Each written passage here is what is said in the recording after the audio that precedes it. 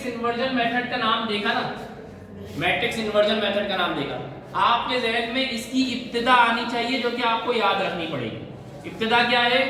ax बराबर है b। ठीक, सही है। अब आप, और ये इसका अगला स्टेप भी आपके जहन में आना चाहिए कि x यही रहेगा और a जो है वहां जाके क्या हो जाएगा? a इनवर्स हो जाएगा। ठीक,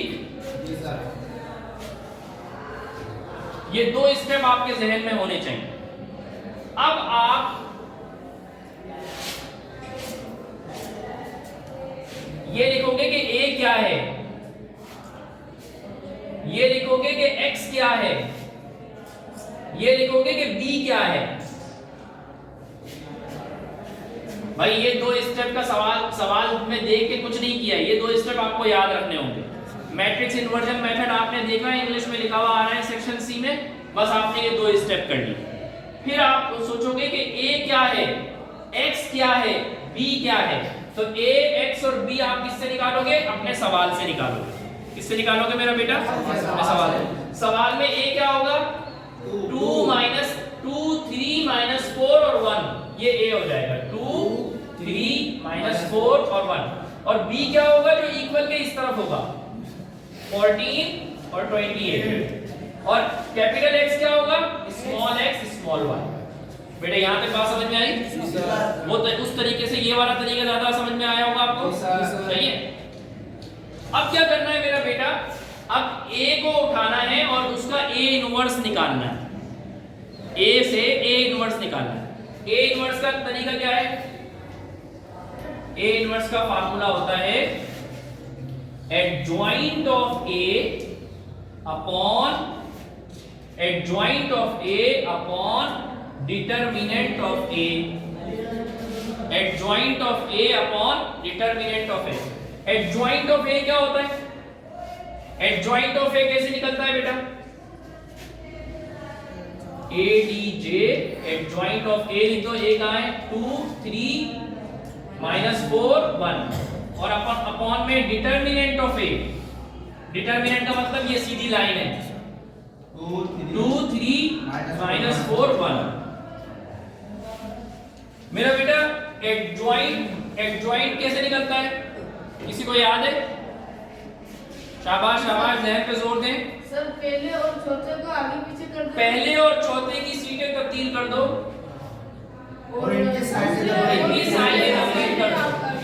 ये -3 है तो -3 कर दो, ये -4 है तो +4 कर दो। डिटर्मिनेंट कैसे निकलता है? मल्टीप्लाई करते हैं। पहले और चौथे को मल्टीप्लाई करते हैं, दूसरे और तीसरे को मल्टीप्लाई करते हैं और दरमियान में फार्मूले का माइनस।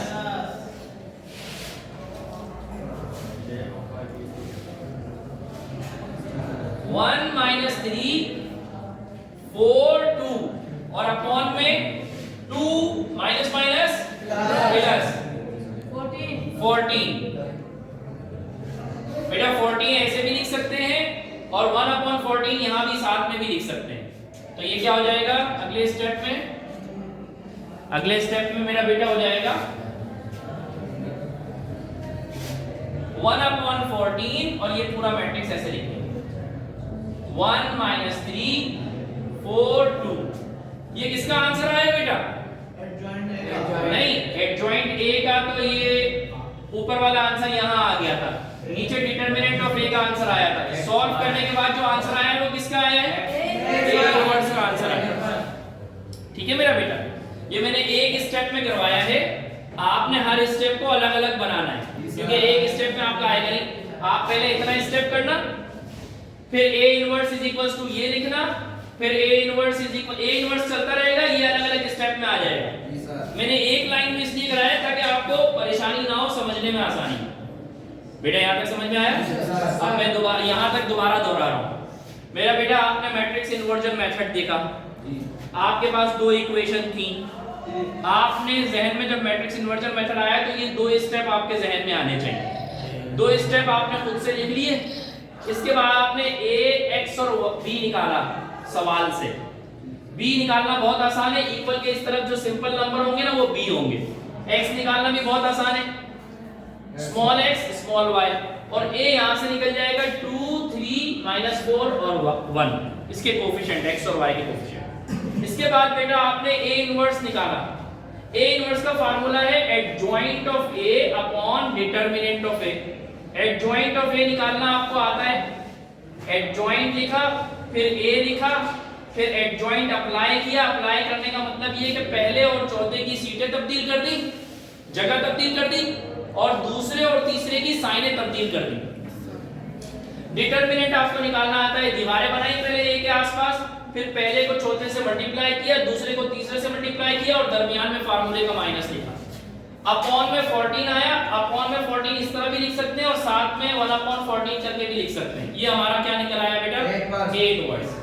अब हमें निकालना क्या है, हमें निकालना है x, हमें x निकालना। अब इस वाली इक्वेशन में x की जगह पर x का आंसर लिखते हैं, a इनवर्स की जगह पे a इनवर्स का जो भी आंसर आया है वो लिखते हैं, और b की जगह पे b लिखते हैं, जो b का हमने ये निकाला हुआ है।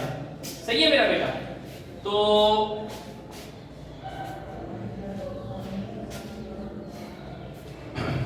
यहां कर दूं? जी सर। सवाल तो आप बाद में भी उतार देंगे। ये देखो मेरा बेटा, x की जगह पे पहले तो पूरी इक्वेशन लिख लो, x is equals to a inverse b, x is equals to a inverse b। अब x की जगह पे क्या लिखूं बेटा, बातें नहीं करें बेटा, x की जगह पे क्या लिखूं, small x small y। a inverse की जगह पे क्या लिखूं, 1/14 1/14 1 - 3 4 2। b की जगह पे क्या लिखूं बेटा, 14 28। अब मेरा बेटा ये देखो, ये वाला मैट्रिक्स और ये वाला मैट्रिक्स दरमियान में कोई साइन नहीं, यानी ये दोनों मल्टीप्लाई हो रहे हैं। मल्टीप्लाई करने का तरीका आपको सबसे पहले सिखाया हुआ है, दोबारा दोहरा देते हैं। क्या ये दोनों मल्टीप्लाई हो सकते हैं या नहीं हो सकते, उसके लिए है कर्व CR। पहले के कॉलम देखो और दूसरे की रो देखो, 1 2, पहले का C, दूसरे का R 1 2। क्या पहले का C दूसरे के R के बराबर है? है ना, पहले का C दूसरे के R के बराबर है ना, दोनों 2 2 हैं, तो मतलब मल्टीप्लाई कर। अब करने के लिए क्या है, रख RC। पहले की रो उठानी है और दूसरे का कॉलम। पहले की रो उठाई, 1 को 14 से मल्टीप्लाई किया, प्लस -3 को 28 से मल्टीप्लाई किया। पहले की रो दूसरे का कॉलम, रख row column, row column, row column, रख दूसरी रो और कॉलम, रख 4 × 14 4 × 14 प्लस 2 × 28।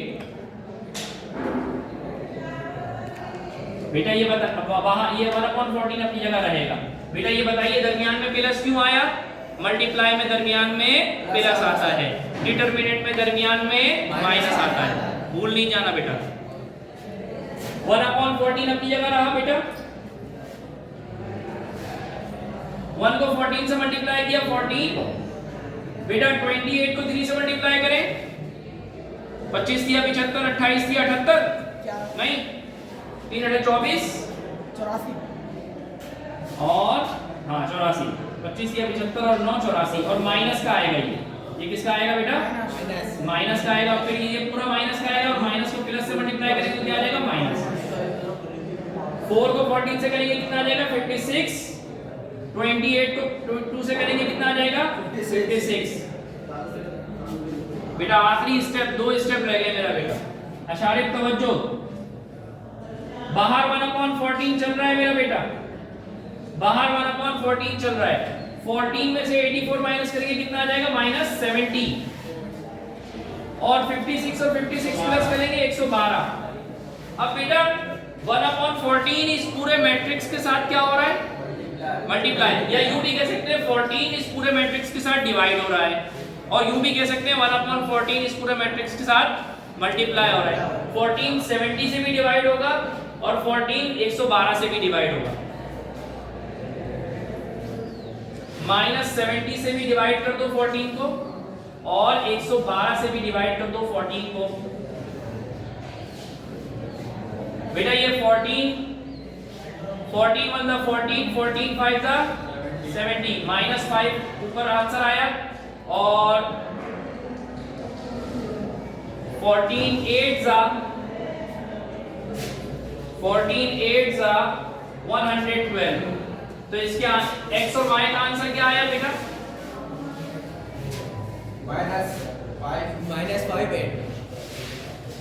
-5 और 8। जो स्टूडेंट परसों की क्लास में थे आखिरी पीरियड में, वो देखें इसी सवाल को जब हमने क्रैमर्स रूल के जरिए से किया था तब भी -5 और 8 आंसर आया था, जी सर।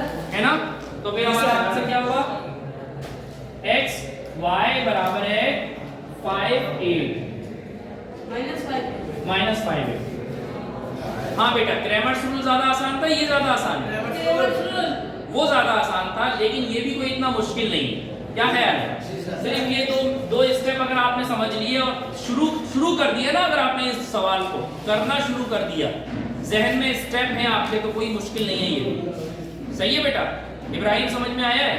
कल इसका दूसरा पार्ट भी करवाऊंगा ताकि आपको अच्छी तरीके से समझ में आ जाए। सही है? लिख ले मेरा बेटा।